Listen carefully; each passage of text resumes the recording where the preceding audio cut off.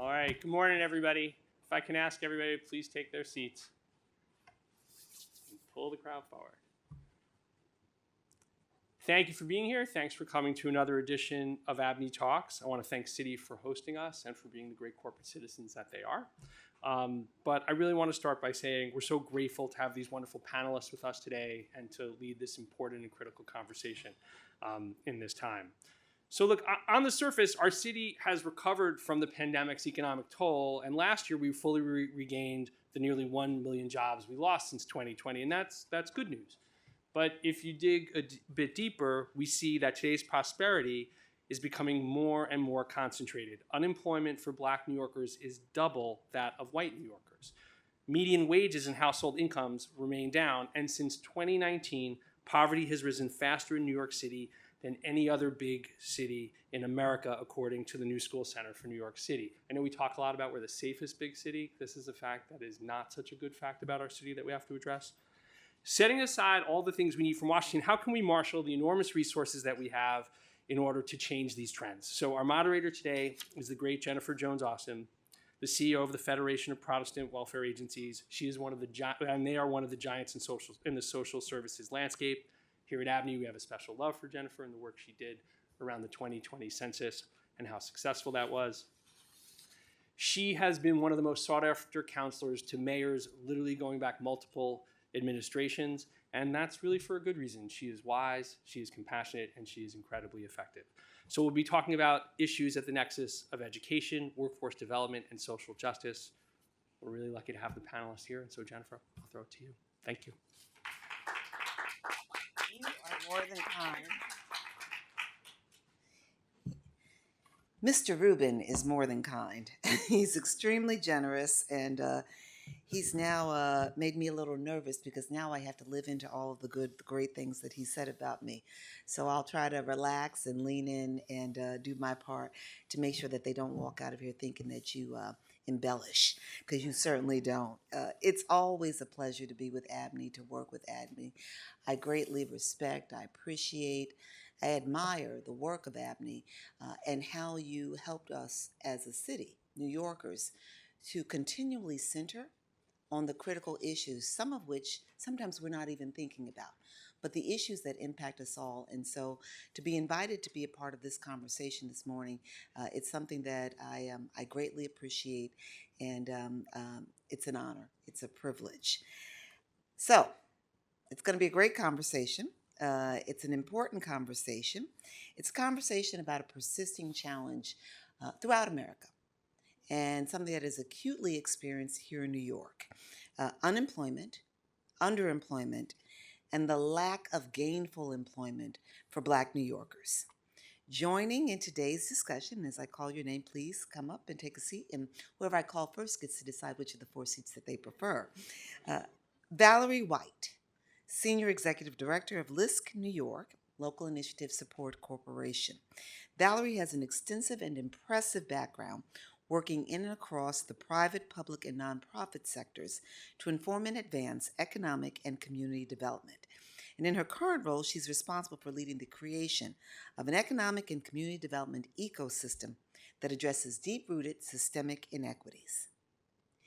Next, Deputy Director of Economic and Fiscal Policies for the New School, New York City Center for Public Affairs, Lauren Melodia, who has a wealth of experience in economic research, as well as policy advocacy and organizing and coalition building. Her work in recent years has centered on critical research and data, analysis of the COVID-19 economic recovery, inflation, and fiscal and monetary policy at the national level, all of which is critical to the conversation that we're going to have today. And third, Marjorie D. Parker, CEO and President of Jobs First NYC, a nonprofit that works to break down barriers and transform the systems that keep young adults from pursuing meaningful economic opportunities. Before I go over there, let me just quickly say to you all, I'm loving the acoustics in here. Yeah.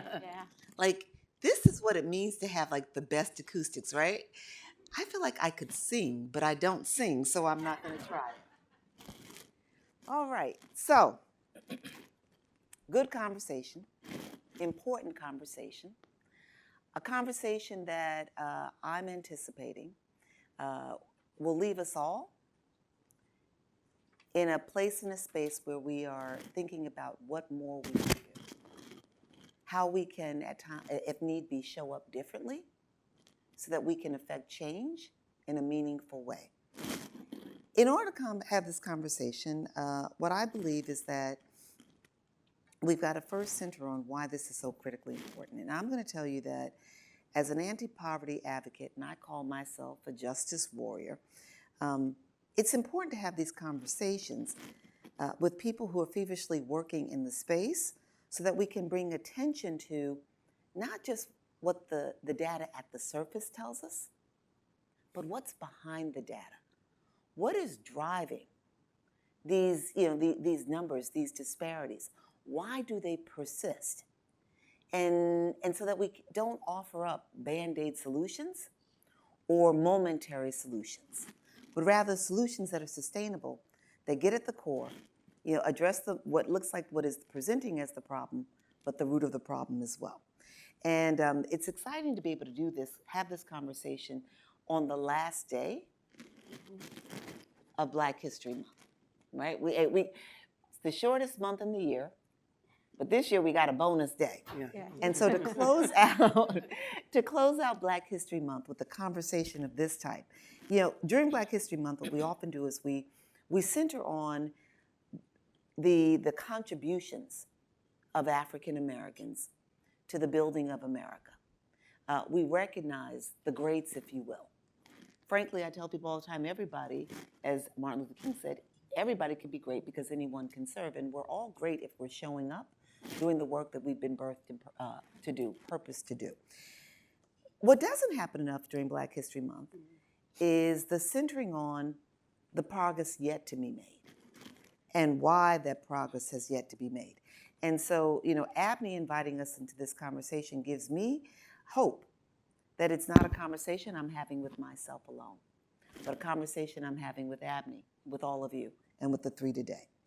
Want to quickly thank Chad and Zena for making this a gathering possible and for allowing me to lean in. Chad said to me that sometimes moderators just say, tell me what to do, show up, whatever. These two allowed me to lean in, and I really, really do appreciate that, so thank you both. Okay, so let's get to it. We're going to talk about the racial disparities that exist and persist, and we're going to talk about the why and what we can do about it. We're going to unpack the higher rates of unemployment and the reasons why. We're going to talk about underemployment for Black New Yorkers and the reasons why.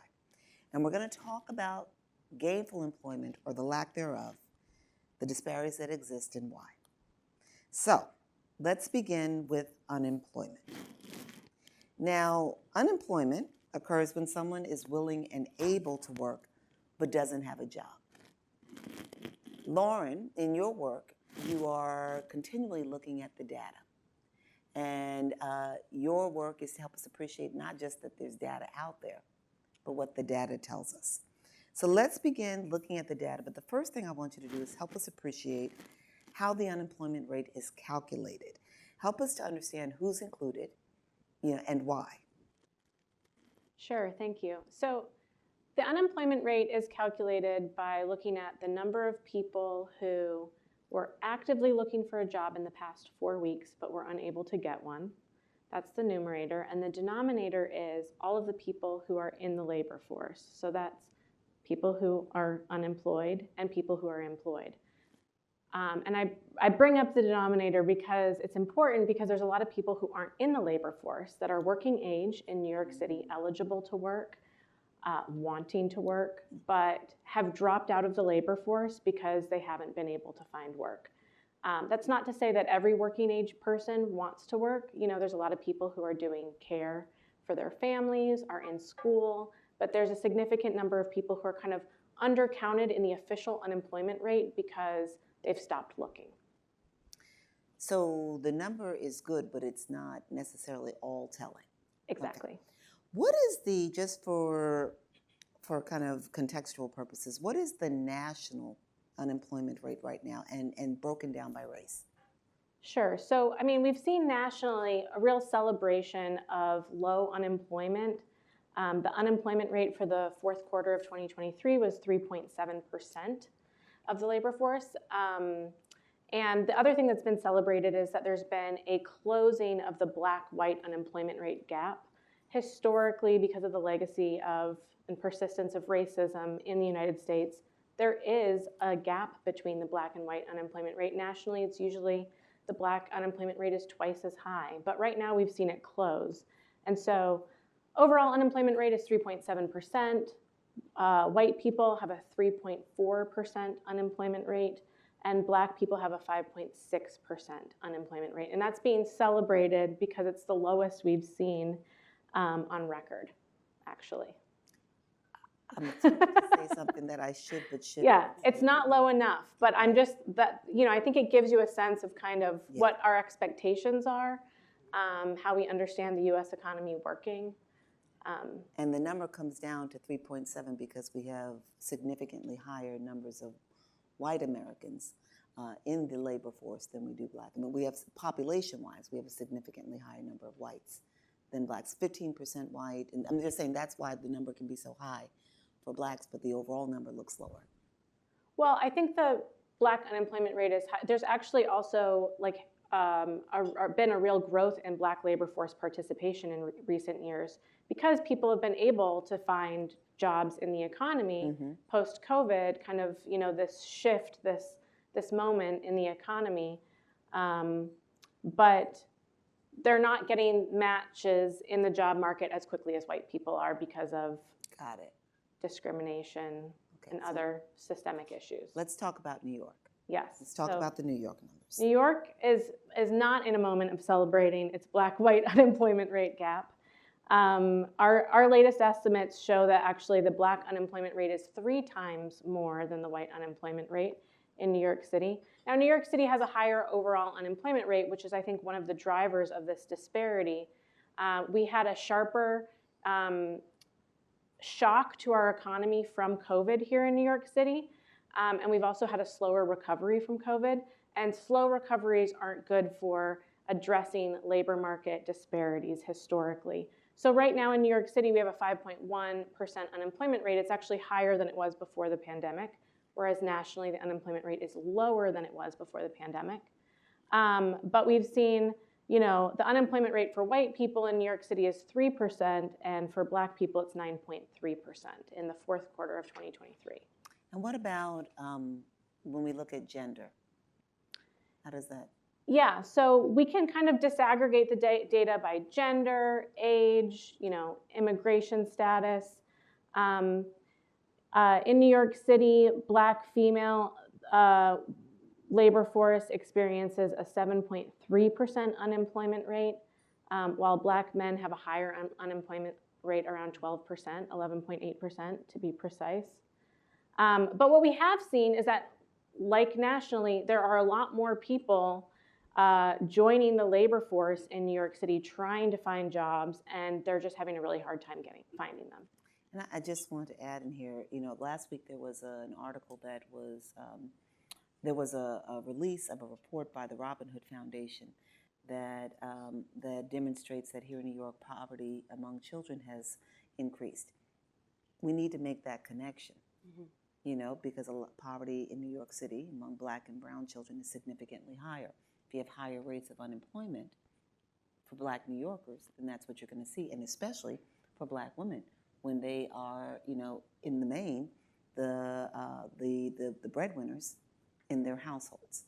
So just, we always have to look at those intersectional issues and how it ultimately plays out. One last thing I want you to help people appreciate, something that when we were talking really stood out for me, the differences in how long people remain unemployed. Sure.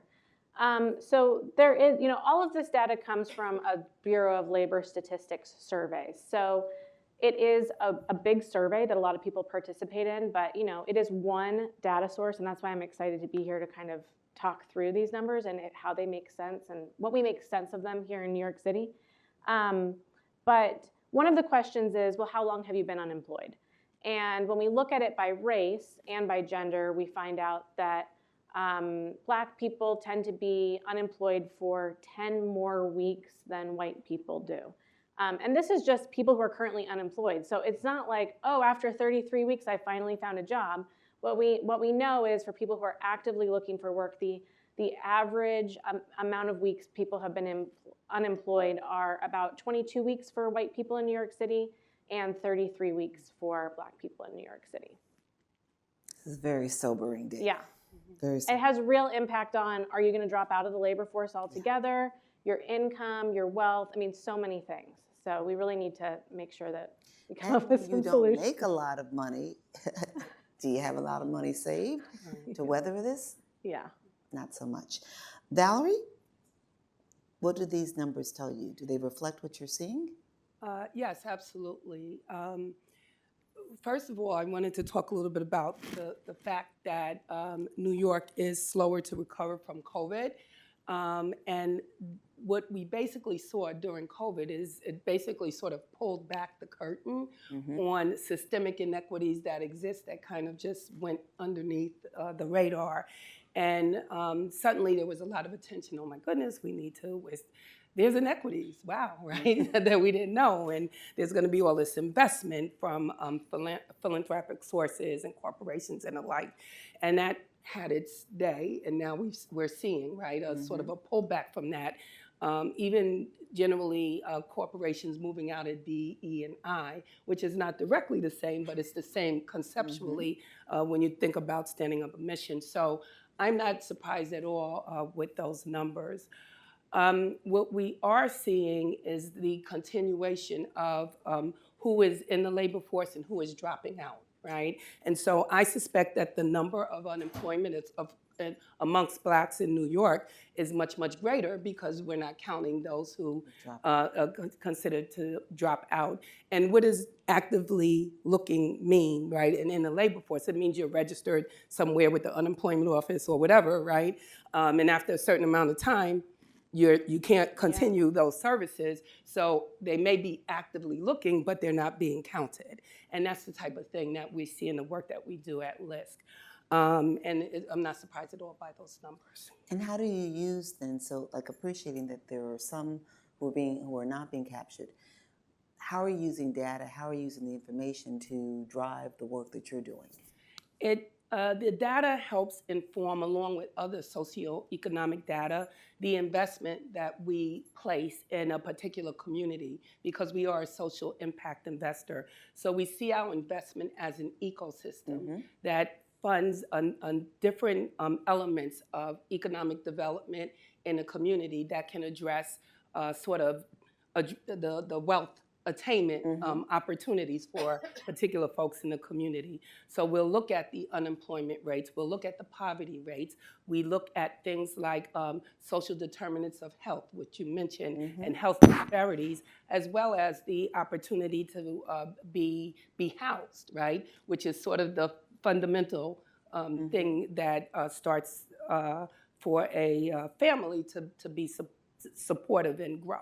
So those are the things that we look at. And with those data analytics, we will target our investment in the community to address all of those things. A lot of our investment as an intermediate investor is in real estate, but it's also investing in some of the service providers, the nonprofits, many of them, some are members, right, of you, who are providing that on-the-ground service that's most needed for the folks in the community. Do you do any investment in business development in communities? Absolutely, absolutely. And that is try to keep jobs within jobs within the community, but also, again, to the ownership is, whether it's home ownership or business home ownership or a combination of the two, is one of the drivers of wealth attainment.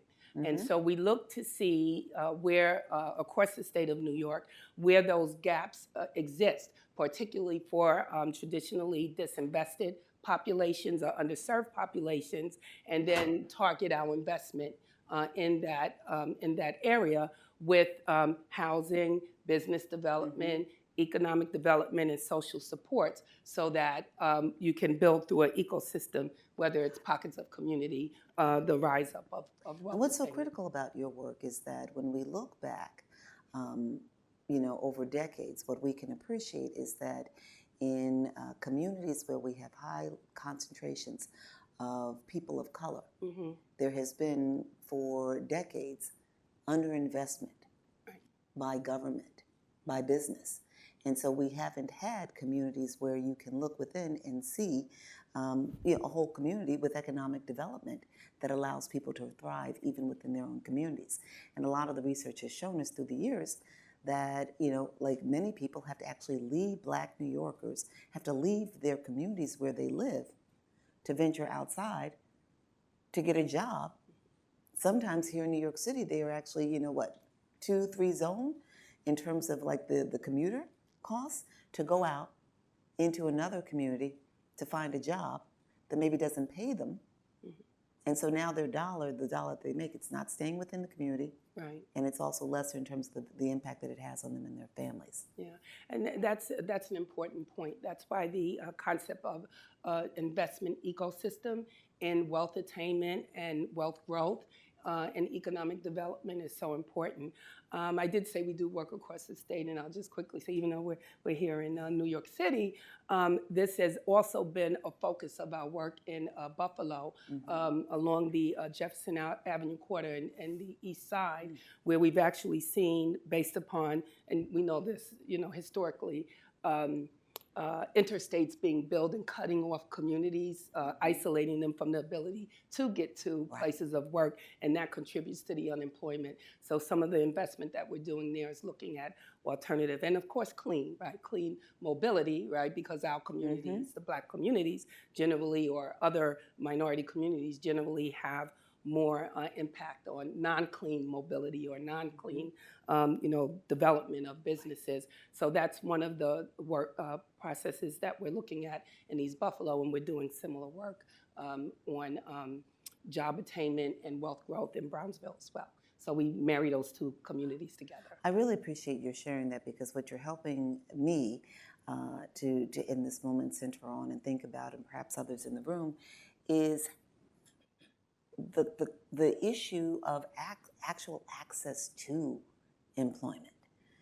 Sometimes, why there are jobs out there, why aren't people going for them? And sometimes, Can't get there.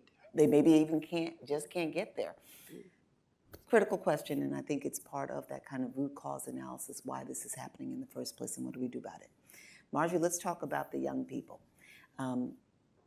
The data the data that has been talked about. Is this the same data that you use? Do you use other data? Is there additional data to help you understand the experience of young persons, and particularly Black young persons? Thanks, Jennifer. Good morning, everybody.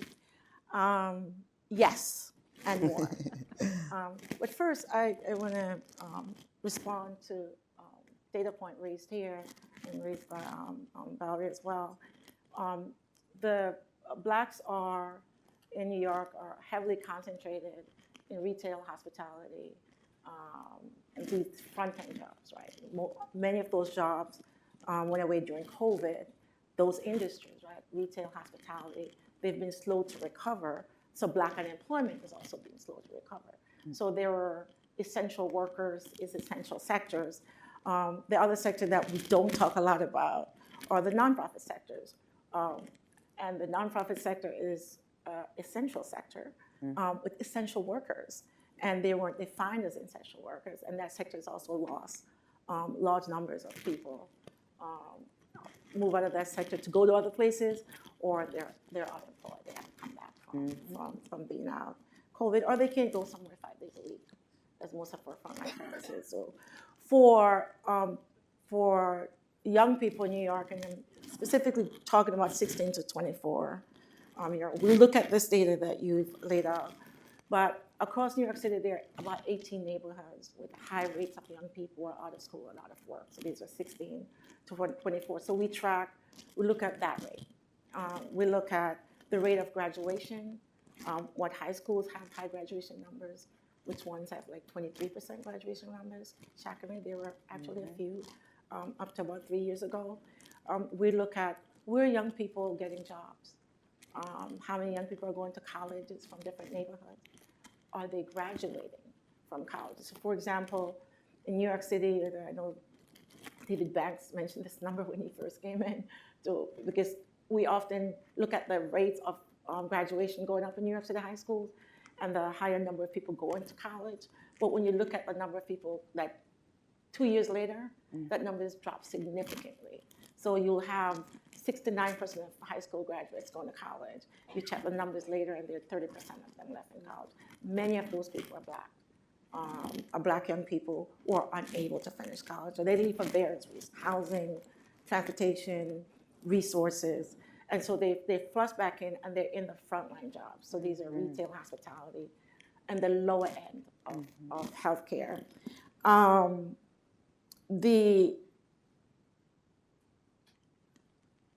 There's about 108,000 young people between the ages of 16 and 24 who are now out of work and out of school in New York City.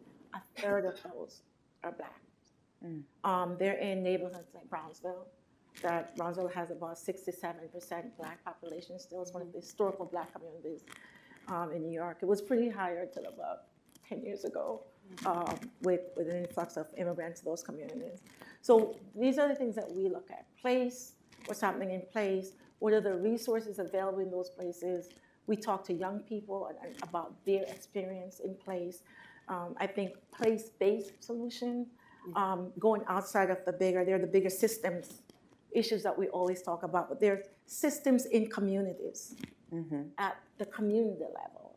And we were both talking about Brownsville. Brownsville is probably one of our favorite subjects at the moment because they're a community that was abandoned and uninvested in and continue to do so, had 10 or 12 community plans that have not been invested in.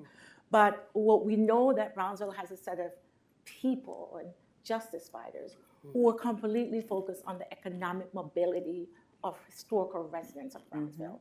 Of course, they face a great challenge with the heavy concentration of public housing, but we have a plan for that too, because how do you convert those public housing to ownership? One laugh at us when we say that, but ownership really matters, and that will change some things. So for young people in New York City, they're also like the adult, black adults. Young black people are also concentrated in healthcare, hospitality, the low end of retail, and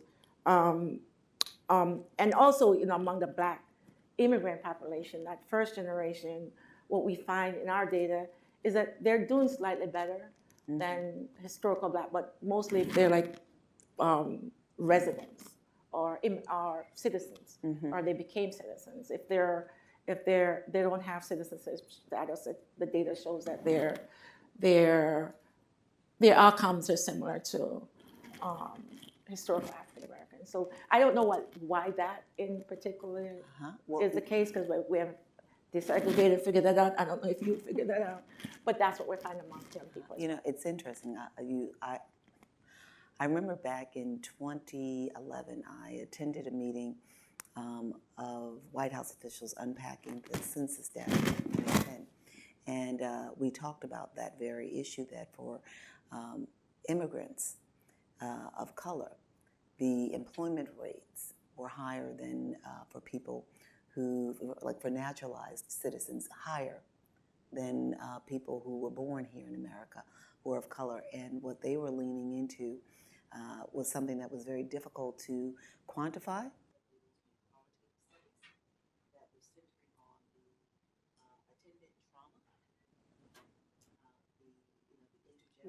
I've had that conversation.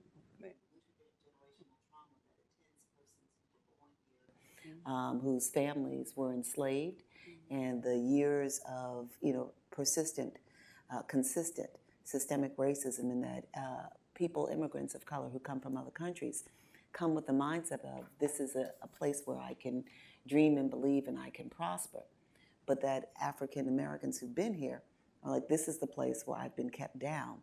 And so the mind, trauma keeps score, right? And the mind plays a role in what they believe, and you have to believe something in order to be able to achieve it. Let me quickly ask you, perhaps you have this information. Do you look at data from SYEP, Summer Youth Employment? Do you look at Summer Rising? Do you see do these programs do what they say they will do in terms of giving kids exposure and opportunity, and then that helps them get to a better place with respect to employment? Research doesn't really support that. Okay. However, there's been plenty of research because we're always saying that summer youth is going to, if you do summer youth job, then it's gonna help you be a better person. There's some evidence for some people that it works. Largely, the large data pool says it doesn't.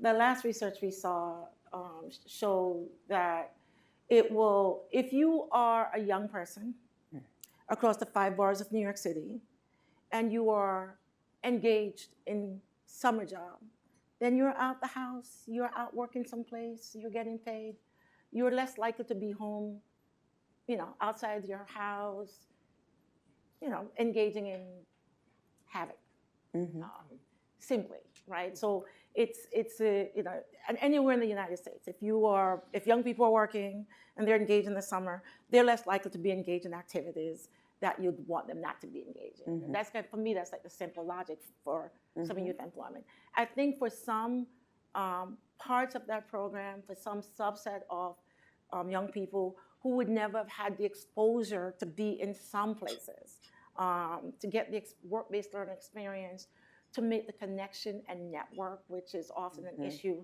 for young people, summer youth employment works. So on the softer qualities, there's not a direct connection between you work summer youth and you get a better job down the road, but there are some connection on building network, building soft skills, understand what it means to go to work in different places. And we know, an employer tells us all the time, some of those skills are durable skills, right? The ability to interact with people who are not like you or from different places. So if you work summer youth, depending on where you work, those, Jennifer, you might have a better experience. And all those skills are critically important. Yes. So I'm just going to quickly say, I don't know if any of you were like me, but when she first gave the numbers, the range for youth, 16 to 24, my mind immediately went to, oh my God, like I'm more than twice the older age, and I'm 3 times more than 3 times the younger. On the younger side, I was like, oh my God, get back, focus, Jen, get back, get focused. But yeah, I'm getting up there. I just recently found myself on the grid for, when you can draw down from Social Security, and I was like, oh my God, I'm on the grid. When did that happen? Let's talk about underemployment. Yeah. You mentioned, Marjorie, that a lot of persons of color are in the hospitality and retail space, and I'm a talker. You all know I'm a talker.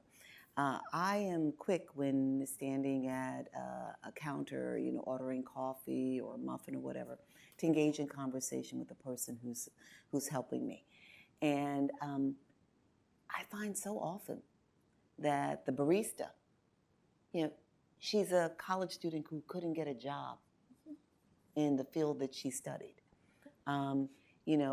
He came out of college and has had great plans that they have, they're trying to figure out whether or not they're going to go to grad school because college didn't bear out the job that they wanted.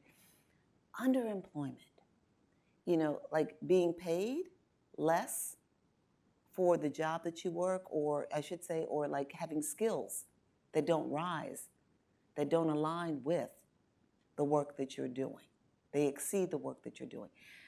Lauren, how significant of a problem is that for Black New Yorkers? Well, I think that, we expect that the more education you have, the more opportunities you're going to have in different industries, more occupations. And we do see that bear out for Black women.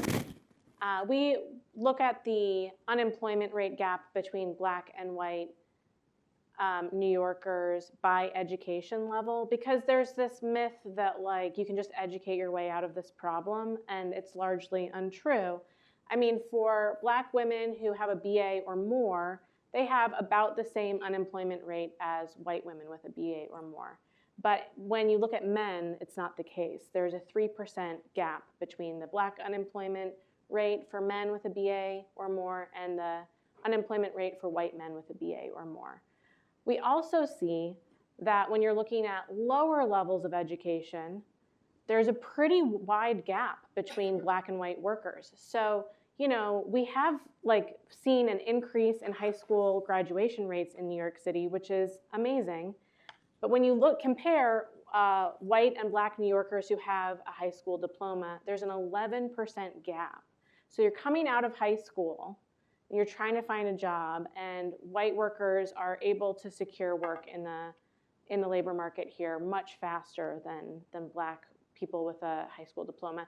And then when you look at people with some college, you start seeing that gap close, but it's still there, meaning that, you know, people are trying to get that education, to get access, but it's not actually paying off for a lot of people of color in New York City. So if it's not education, then what's the solution? I mean, we've been told since the ending of slavery that, you know, if we studied and, you know, we learned to read and write and, you know, we worked hard, we'd get a job that pays. But if education isn't it in and of itself.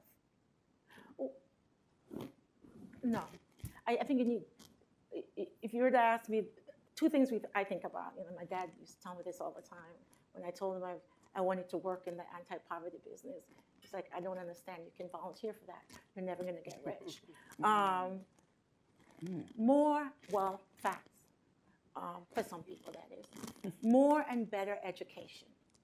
It's critically important for anything that's going to happen, whether you come in at less money as a black person or you come in at more money as a white person. I'll tell you some things that we should be thinking about doing around wages, right? Because race is a big issue in the United States. At Job Search, we are focused on economic opportunities and mobility. So for us, it's about money. Mm-hmm. Money is the biggest issue. People, if you can't make, it's my father's thing, if you can't make more money, then you're going to continue to struggle with all kinds of issues, even if you get a higher education. And so more and better education is needed across the board for black people. In all the places, in all the corners of the United States. Paulson, how do you define, how do you define more and better education? So blacks go to college at lower rates than whites. Black graduate from college at lower rates than whites. And that's tied to economic issues. And that's tied to economic issues. If you are a black young person that grows up in a household where your parents did not, if your parents only have a high school diploma, mm-hmm. right, and they make $60,000 a year, which is, say, you know, for a household of 4 people, mm-hmm. you are most likely, every data shows, check back with the kids 30 years from now, and about 40% of those kids will still be in the same situation that their parents were in, especially if they did not finish high school or if they only get a high school diploma. And so I say more and better education. It doesn't level the playing field in most instances, but it increases your chance. You get in the game if you have the education level, because now you're in the game, right? You might be making less money, but you're in the game. If you're in the game, then you can change the game. If you're in the game, then you can make more money.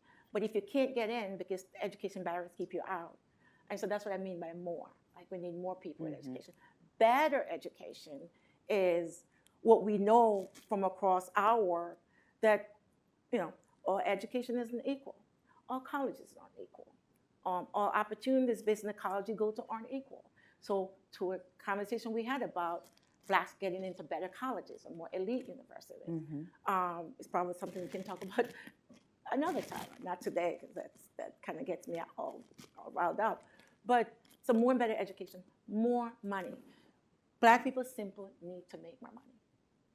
Meaning that we could show up for the same job with all things being equal, all experience being equal, education being equal. The job title is exactly the same. We start on the same day, and she gets $10,000 more than I get. Because most private sector employers do not have wage transparency. So you don't know that the same person is getting more money than you for the same job. So now you just lost out on $10,000 a year over your lifetime. That turns into millions of dollars that you don't make because you don't get the same pay. Okay, so let's just pause for a second. Yes. Like, we're just gonna go Yes. All right? Yes. And what you're doing is you're bridging underemployment Yes. with issues concerning gainful employment. Yes. And, it's either the lack of steady employment or it's being employed but not being employed at levels that allow you to achieve self-sufficiency, and I'm going to go beyond self-sufficiency to say economic security. And there is a difference between the two. Yes. Self-sufficient is getting by day to day, right? But economic security, and I'm just going to call it here in America, we like to center everybody on self-sufficiency. But to be self-sufficient doesn't mean that you can weather an economic storm should it come. To be self-sufficient does not mean that you can save for a rainy day. To be self-sufficient does not mean that you can save for your retirement. And so when I'm hearing you, Marjorie, it's like the conversation, you're begging us to move into this talk about what is this really all about? What are the structural underpinnings of this? Because it's not so easy just to say, get a better education or a better education at a university where the prospects for you coming out and getting a good job and being paid your worth, it's not like it can just happen like that. Not at all. 2 years ago, I taught a class at NYU and I taught a class at a university. I don't want to call the name of the university. I'll be kind. I won't call the name. Yeah. And the educations that the students were receiving, they were worlds apart. But the tuition that they were paying was very, very much the same. Yeah.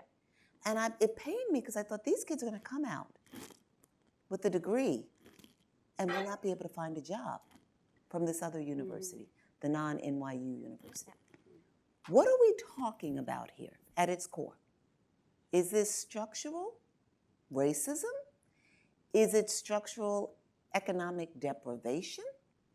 Is racism and the withholding of meaningful employment and the opportunities to get there, is that just for racism in and of itself, or is it to uphold an inequitable economic system? Valerie. I'd like to jump in here. Well, I've had the benefit of the bulk of my career being in the financial industry, right, and rising to a partner level, which is not easy. So I'll start with that, the higher education part, then I want to talk a little bit about the gaps within high school. There is a systemic environment in this country that allows for the ceiling, right, for women, but particular for people of color, and particularly for black folks. And I don't know how else to say it other than that's what it is, and so you can get the education, you can get the better education, you can get the Ivy League education, but whether or not your trajectory is going to match that of your white counterpart is not happening, right? And some of that has to do with racism. Some of it has to do with having access to individuals and networks that help elevate you in a certain setting. So we're always going to see that gap until that as an issue in our society is addressed. And it's that simple. And that's why you might see, the unemployment the same, but you're going to see the underemployment and the pay disparities between those individuals every single time, okay? And I'm not throwing out statistics. I'm talking about what I've seen and what I've experienced in the financial And the qualitative industry. is as And the critical qualitative. as the... And there'll always be words like, and I even see it when we try to, work with certain developers that are minority, they don't have capacity, or it's that you're not quite there yet, right? That was always, you're not quite there yet. Well, where is it? How can I get there, right? But so, I mean, those are the type of things that happen because you can't quantify it in a word. And some of it is so ingrained that the society doesn't even realize that those, or the environment you're in, that those separations are there. So that is going to always be the gap that we see when we talk about underemployment. And it does widen when you get to lower educational levels and the like. I do think that I know in the work that we do and in the work that Marjorie does and similar organizations have to be very, very intentional about our investment, our program initiatives to be matching opportunities in a particular community with industry. And it can't just be a job, right? Because that's what we're talking about right now, a job. We need to be looking at specific opportunities in industries of the future that would allow people to have a career, right? So you start at a lower point, and that training will get you to a point where you have a career, and then you can start to move you and maybe your next generation into the economic security, Jennifer, that you described. So Because we still see so much of occupation segregation. exactly, Right? exactly. Where you can't get into certain, right, and you have a higher concentration, and this presents for both Black men and Black women, right, where you see that they are more significantly concentrated in sectors and in fields that pay significantly less. And one of the things that some research that my organization, FPWA, has done has helped us to appreciate that not only do you see higher concentrations of Black persons and brown persons in sectors that pay less, but sometimes when you begin to see a shift where they're moving more into higher paying fields, that those fields, the earnings begin to drop. yeah. Can you tell us a little bit about some of the data, so it's not we're just talking? Can you back this up? Usually the economic research, I find, just confirms the lived experience people have. And so, there's all sorts of fancy ways that economists try and look at the issue of pay disparity, and they'll try and control for age, occupation, gender, educational status, to get a sense of what's driving pay disparity.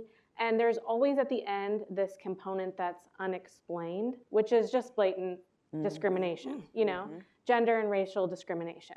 That's what unexplained means in those studies. But last year, actually, we had the opportunity of working with Women Creating Change to publish a report on gender pay disparity here in New York City, looking at some of the most recent data.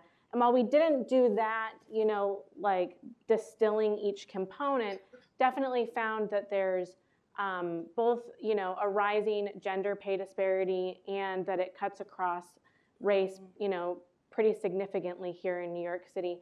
In the report, we look at white men in New York City. Their median income in New York City is about $40 an hour. When you look at Black men, it's $25 an hour, and Black women, $22 an hour.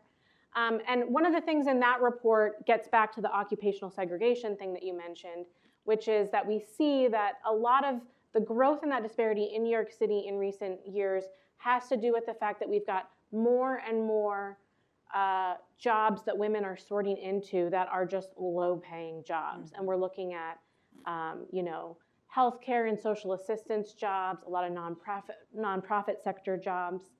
I think one of the challenges here is, as I said early on, we've seen COVID have a real impact on New York City's economy. That includes, different industries growing and shrinking, as we've talked about.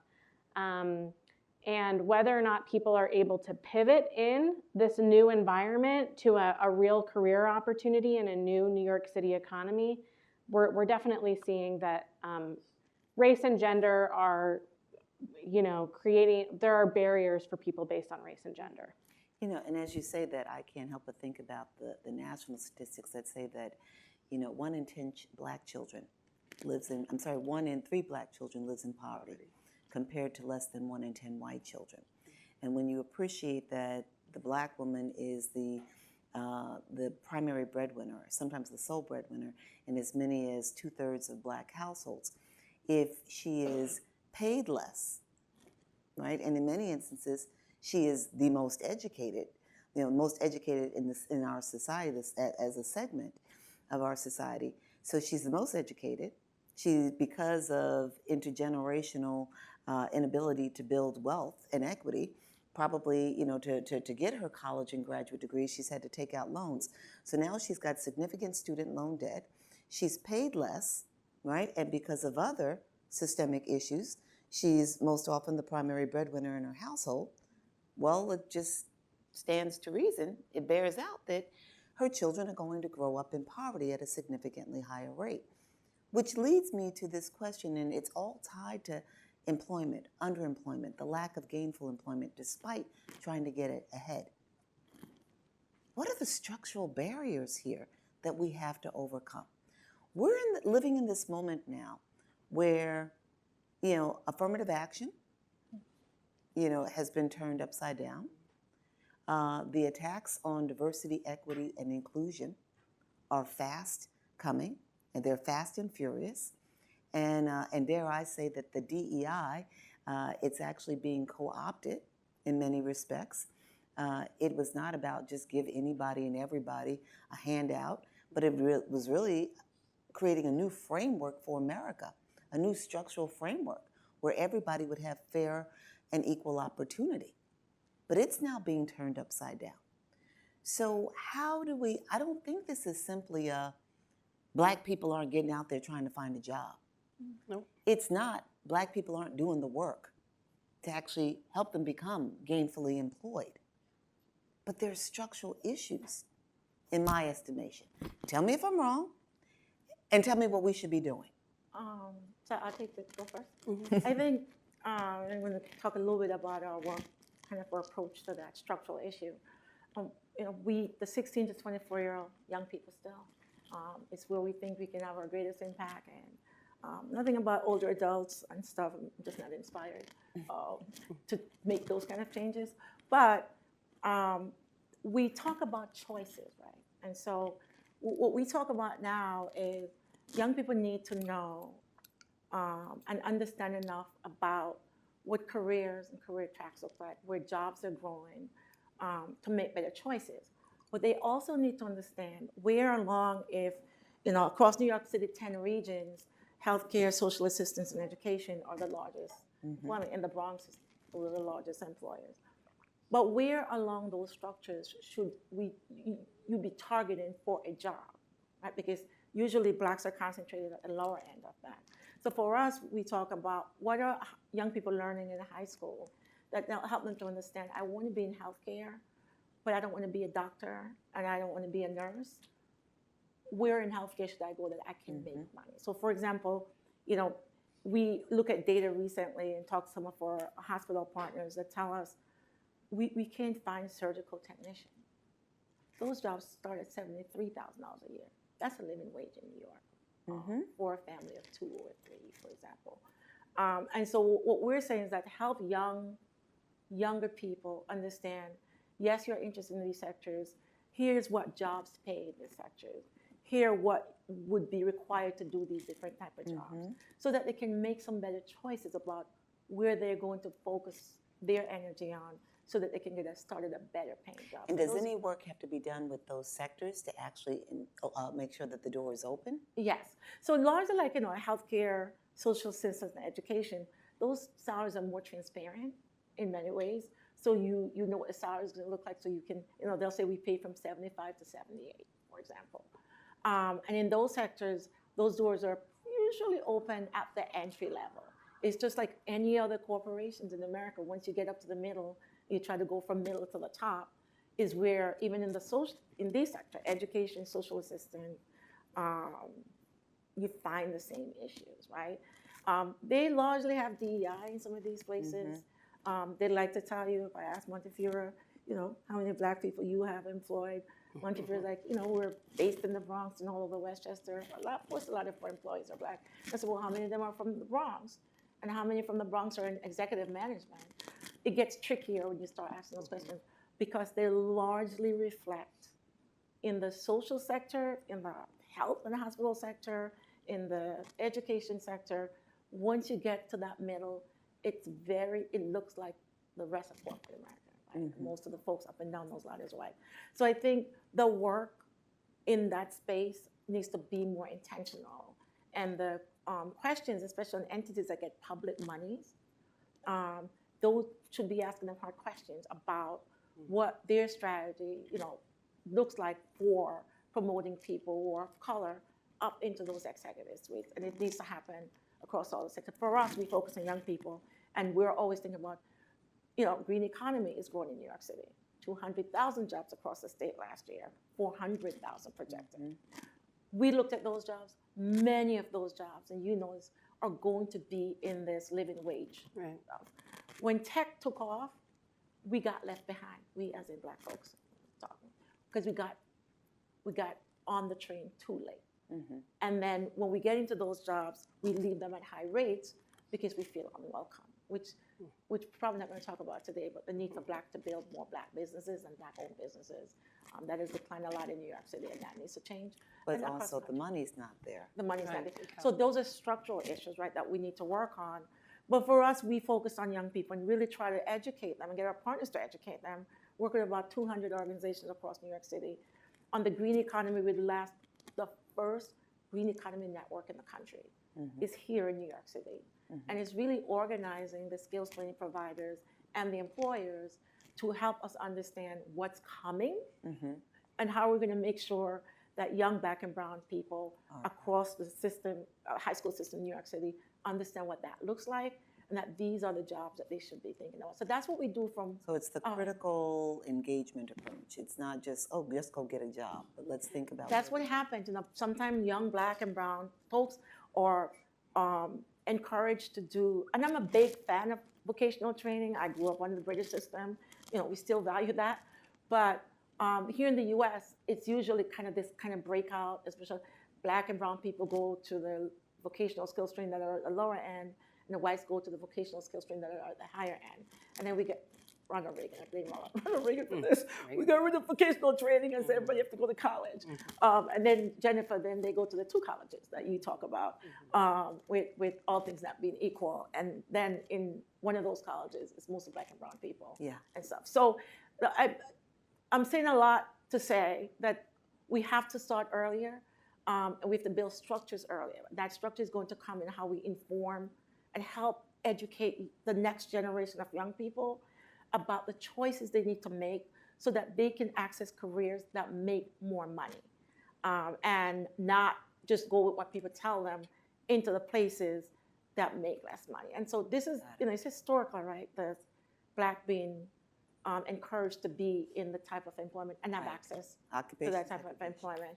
But I think the change has to come. There's a system fight. We talk about this legacy system fight. We've been having these conversations. But there is, what is the reality of what Black people need to do with the system and structural fight, but with the in place work that needs to happen that marries system, legacy system issues that come down. Brownsville's like our favorite conversation. And then the new, every bit of data, say every bit of job over the next 10 years, 18 million new jobs will require some college and some post-secondary training. So we need to know that, and we need to roll. So I want to pivot to Valerie to get her thoughts on this. But I'm going to quickly come back to you before we go to questions, because I need you to answer for me. You keep saying what Black people need to do. Yes. And Black people are existing in a system, in a society that they do not, control the levers on. So it is, there is self-will, there's self-determination, there's personal responsibility, but there's also this bigger system in which they have to function. So we need to also talk about what the system needs to do and how the system needs to be moved. That's my personal take. Valerie, what are you? Well, I agree. Okay. But I'll talk a little bit more specifically about the investment strategy that we use at New York State in order to address that. So we're an investor, so we want to see very specific outcomes for the dollars that we are giving in, and look at the quantitative weight of that dollar.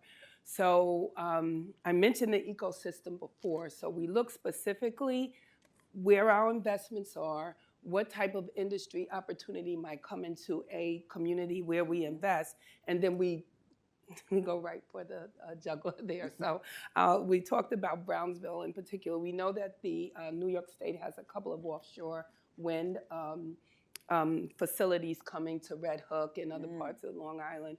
So utilizing unemployment data specifically for a census tract, working with in Brownsville, which is a community that's sort of building the strong economic development, but they're hanging on by a thread to keep gentrification out. And that community development is one thing. Gentrification means it's for the gentry, not the people that live there. So they're fighting to keep their community, right, with economic growth for the residents. So we're working with a nonprofit there, specifically developing through a philanthropic source, a fund that was funded to create job training for some young folks 18 and over, so that they can become a pipeline for employment for the offshore wind that's going to be down the block that they can get to on the bus. So it's a very specific insulated ecosystem, because we're also investing in commercial real estate there and housing there, so everything goes together. So that's how we work at LISC. We up in Syracuse, the Micron plan is coming, $100 billion of economic impact for 10 years, and getting the community prepared, not only to just get the smaller jobs, but becoming part of that economic engine. And I think it's that type of intentionality that sort of gets rid of this systemic, thing. Somebody, you may not have the capacity, or you're not quite there, all the things that individuals get if you don't have that exact partnership with the organization, the corporation that is, providing the employment. But I will, to get to your other point, I will say that if we, as a society are starting to move away from affirmative action, right? And affirmative action doesn't mean that someone less qualified is getting an opportunity. It means you're making sure that equity is there, right? And equity is the key, not equality, everyone having the same access, but equity, that you're being sure that they get the opportunity that they wouldn't get because they look a certain way, or female, or speak a certain language. So the equity is always going to be the key. If we're moving away from that generally as a society and litigiously, right, then it becomes, a very difficult challenge. So we'll have these little pockets of intentional investment, but as a larger society, it just becomes more difficult. And I think we're moving in that direction right now, given the current environment. It's interesting for me as I listen to you all. I keep going back to this. The question that I continually turn over in my head is whether America has a race problem. But for me, it's not a problem. The problem is not the kind of, racism is not an end game. For me, I feel like I'm experiencing this panel is helping me to understand the data now. Economic deprivation or structural economic inequity is the bigger problem. Right. And racism and misogyny and sexism are tools that help to uphold and justify this inequitable economic structure. And so one of the things that I'm centering a lot on more is, how do you disrupt the structural foundation that allows for the inequity? And so for me, one of the things is, as something that New York soon will do, having been a part of the Racial Justice Commission, mandating that New York City, because of New Yorkers, we now have a requirement that New York City calculate annually the true cost of living. Looking at how we do that across the country. Because if we know how much it truly costs to live, inclusive of savings for a rainy day or savings for retirement, how much debt factors into somebody's lived experience, then that helps us to appreciate not just what needs to be done by way of income, but also how do we build, if you will, wealth so that people can weather economic storms and be secure in the years to come. And so our jobs, when we think about jobs and employment, it has to be with that in mind. Not just, like, is your income enough to help you pay your bills in the moment? But it, for me, believes it requires a shift in the narrative around what it means to be an American living the dream, what it means to live in this society and to be secure. So I'm throwing that out. We're going to go to questions in about 2 minutes. Lauren, I'm just going to tell you, I think the data is so critically important. And Valerie, you spoke to this, and you did as well, Marjorie. But looking at the data and the way that you're doing, not just, like the numbers as though they're just numbers that mean nothing, but what do they tell us about the experiences of people and how do we live into them to then inform the policy setting and the programmatic work? We're going to take some questions, but do you all have any questions or thoughts or comments? You want to say anything to each other? Say something to me? On the structural question, there are lots of, folks have been, like you know, this is kind of your focus on how do we change structure. There are different attempts to do some of this, right? So, in the U.S., there are 75 million Americans who are highly skilled, have lots and lots of good experience, but don't have a college degree, right? So coming out of COVID and the George Floyd experience, corporate America got together and launched an initiative called 110. And Job Search NYC, 110. 110. Yeah. Job Search NYC is the metro partner for that initiative. And really what it focused on is how do you get people to live in wage jobs? And that living wage is defined by city, how much you need to live based on cost where you live. And they really have about 75 employers who have signed on. The idea is skills first and college degree second, meaning that let's look at the experience, let's look at how the skills connect someone to this job. And if the skills is enough for the job, the experience enough for the job, let's go with that. And let's minimize and deprioritize the college degree. So those 75 companies have done that. Last year alone, 100,000 Black people got hired through this initiative. And the previous year was about another 100,000. So it's the most impressive initiative that I've seen for Black people.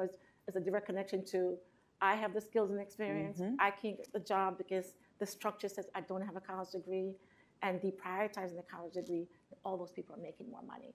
That's structure. Yes. What we've seen now is that on the government side, our great guy went to Maryland and became a governor. Westmore decided that Maryland was going to deprioritize college degree for government jobs. And what we know, Jennifer, is that public sector jobs, the good paying ones, have been a pathway to middle class for Black families. And so he's gotten rid of his Pennsylvania governor, Josh Shapiro just did it, and Governor Hochul just announced that they're going to deprioritize this college degree and look at skills first. We're hoping that we're not saying people shouldn't go to college, no one's saying that. We're just saying that there's many Americans that have the skill and the experience that could get that job that pay $100,000. That would make a big difference over time for their family, and not just, it's not living, what's the term you use? We said economic wellness. There's a term that people use here about, what's it? It just slips my mind. There's a word. Self-sufficiency. Self-sufficiency. These are not about self-sufficiency. Right. These are about economic wellness, right? Because now you can pay all your bills and invest and save for your family, right? So there's that movement, and some of that has come over to the public side. So we think that's something to look at for Americans without a college degree. And I'm going to say this because I say this all the time. I said, I'm an immigrant, came to the United States in the 80s. The thing that we observe as Black immigrants, and we talk about often when we get together, is in America there are always movements and that get started out of the issues that Black people are facing, and then those people don't realize affirmative action also benefited a lot of white people. It benefited a lot of white women, and so this movement for deprioritizing college degree, which caused a big stink because it was, you're going to hire a bunch of Black people without degrees, and there's a big fuss around it. is also now showing that that's benefiting white folks with no college degree. Because once there's a priority and focus on deprioritizing the 4-year degree, anyone who doesn't have it and have the experience, then get the type of access that they would not have gotten. But everybody needs to Yeah. be able to thrive, Yeah. right? So we have to, I mean, like, you know, it's okay, just can't be disparate. Like in New York City, we see that, I think it was last year, the comptroller reported that 3%, it was a very low number of MWBE contracts went to Yes. Black organizations, entities. That wasn't the intent, but it wasn't that it would be 100%. So we have to have that right The balance. disparity within a disparity. The disparity. Yeah, even in the cannabis industry, right? They announce all the folks who are going to get it. We just look at the data, 72 licenses given out for people working on this. Only 17 went to Black people. See, you can't come to my house and Yeah. talk about the cannabis industry. Listen. So I'm just, right, you know, and I'll just give you a little insight. I've got a business developer at home who says we need to be very careful as a Black people. Yeah. Because essentially, you know, what little discretionary income we have, we've now been given license to smoke that away too. Yeah. And is that intentional? And is that willful? I don't So let's, know. but we ain't here to talk about cannabis. Yeah. I'll just put it out there. And it's a Jennifer, conversation for another day. But The it's but first you, license place made $11 million in the first 6 months. I would say that's a lot of money. If you yeah, run a but real okay, business. we're gonna have another conversation about this because what is the? Well, I'm gonna go there, but maybe I shouldn't go there. You open the door, but there is money isn't everything, and if money can destroy community, we need to pay very careful attention to that. But that's not why we're here. We should have another conversation about that. And Marjorie, I will have another conversation. You know, with because you I about won't that. have the money. It's Okay, everything but here's the deal. conversation. I want to make sure that we have an opportunity for others to engage in the conversation. We've only got about 10 minutes. So let's, we've got some, let's go here, then we're going to come back over here to these two. So let's begin here. We'll talk about it. I promise you. I don't shy Thank away you. from these Okay, it's topics. on. Hi, good morning. So can I just first say thank you for this research-based content and affirmation. I don't know about y'all, but I grew up in the Baptist Costal experience, and so y'all almost had me in here shouting. I want to also give context by saying I am a Black girl from East New York, Brooklyn, and from a traditional Black American Southern working class family. And when I went to private school for undergrad and pursued work that was not union-based, they were like, "What is this? We don't even know what this is."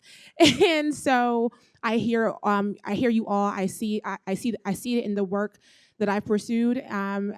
I'll say now I am at City Hall at the Mayor's Office of Talent and Workforce, and I manage our public engagement and the digital platform services unit. And what I can say is that I have been really thinking differently and a lot about how we bridge the gap via tech platforms.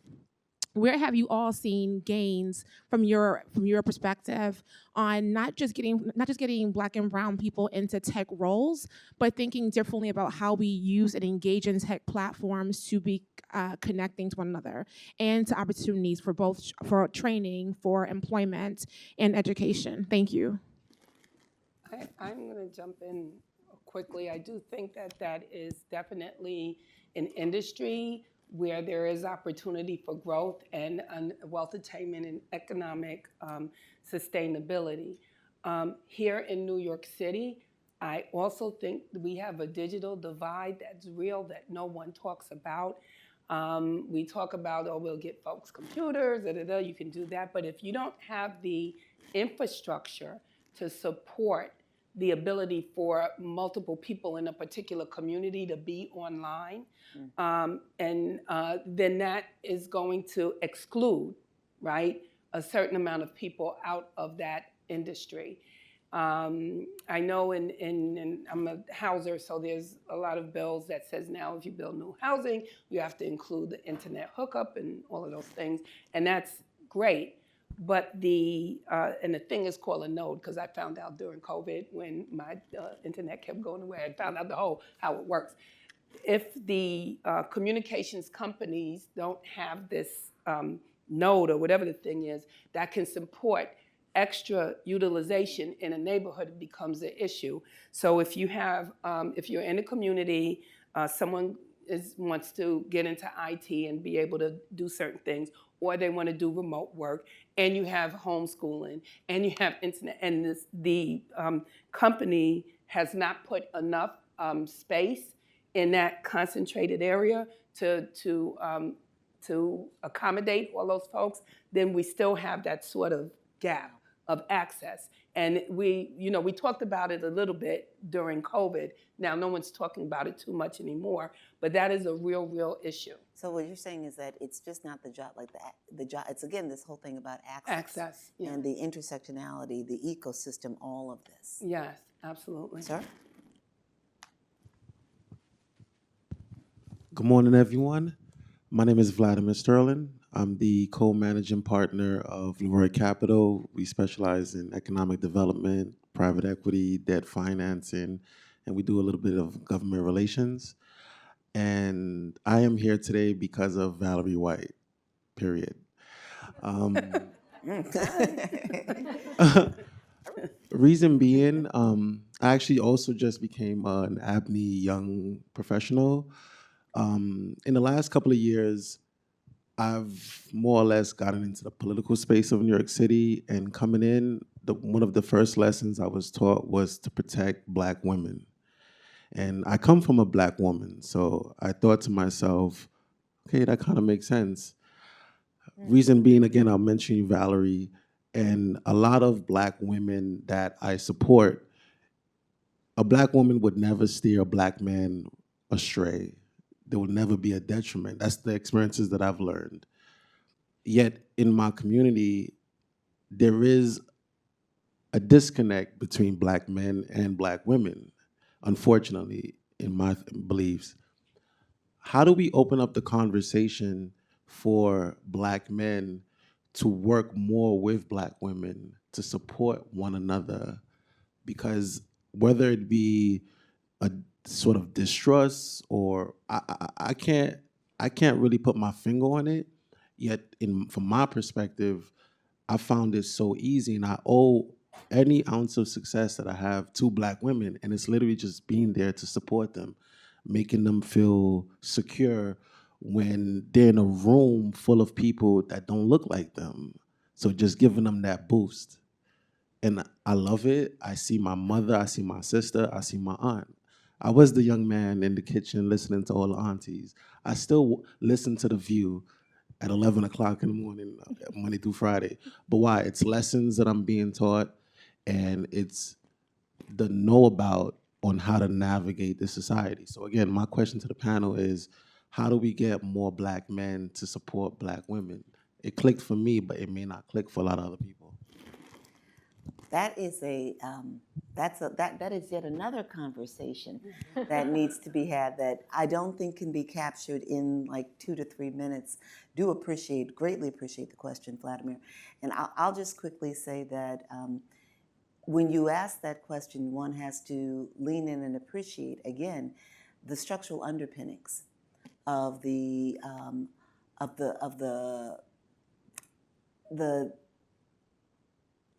dilution of the Black family and the Black experience, the intentional severaging of those relationships beginning in slavery and persisting. And I'll also bring it into the current day and just quickly say that there is so much talk and attention paid to the Black woman's experience that can actually put the Black man at odds with the Black woman. But it's an important, critical conversation, and I'm game for it. We just don't have the time right now, but it's a big question and a big point that you're making. Yeah, I really appreciate it. Let's talk. I need to come over here first. There were 2 persons here, sir in the back, and then we'll go to you, gentlemen. And then, Hi, my name is Roland Nicholson. I'm the past chairman of the Fortune Society. And I kind of find it interesting that on this last day of Black History Month, in 1865, March, up until April, Black people did not have an unemployment problem in America. hey, that's what I was saying early on when I was like, I could go there on the numbers, but I leave it alone. We were completely employed. We weren't gainful. Well, we weren't gainful. Well, we were but we were employed. And if I can address the brother's issue about the black woman, I mean, I am the great grandson of a white slave owner in Charleston who I assume it wasn't consensual with my 14-year-old great grandmother. And here I am. I just came from another breakfast meeting this morning with the Housing Authority. At Fortune Society, we've been trying to get the Housing Authority to understand that when people, and over-incarceration hasn't been mentioned yet, but that's a major problem Indeed. with Fortune Society that we've been trying to address. When I go to Napanock or Attica or Dannemora, and I see the disproportionate numbers, black men do not go to jail or prison alone.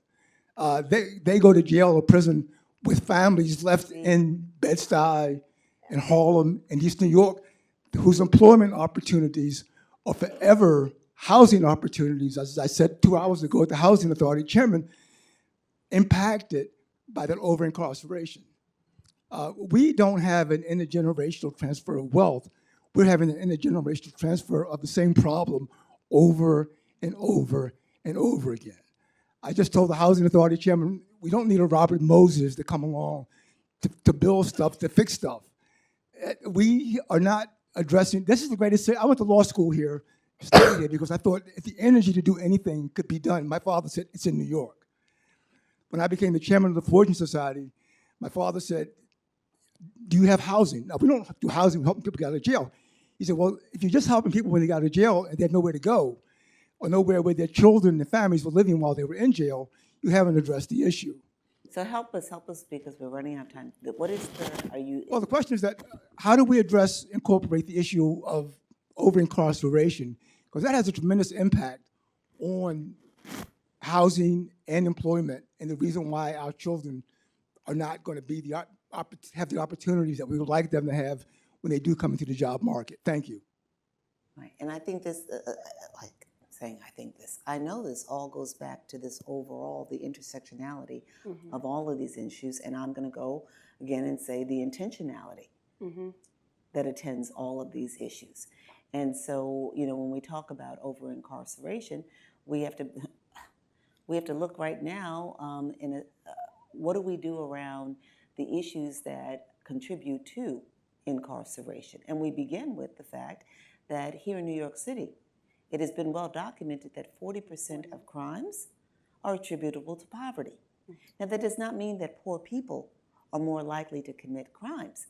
It just means that you have deprived people of critical, basic resources to survive and exist, which then leaves them in a place where they're trying to figure out how to put food on the table and how to stay clothed.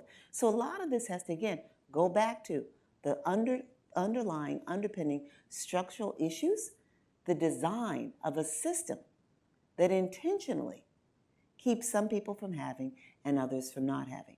And it's how does incarceration lean into that? How does unaffordable housing lean into that? How does lack of access to meaningful quality education lean into that? All of these things are intersectional. And so I'm not one to have forgotten incarceration. I actually had the good fortune of having chaired the Board of Correction alongside Stanley Richards for a significant period of time. And that, thank God, right? Yes, and that helps us to appreciate what is really happening here, and that it's not just simply go get somebody a job. It's not just simply let's see what we can do to make sure that people have food on the table for the night. It is, we have to look at the structures. I appreciate your point. Okay, we're going to take 3 more and then we're going to wrap it. 2 more. We got to wrap now? Okay, we got to wrap now. I'm sorry. This has been rich and meaningful, at least for me.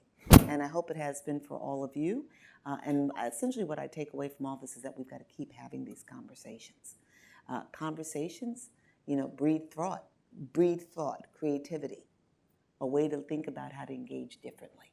So thank you. Thank you, Steve. Thank you, Claire. All right.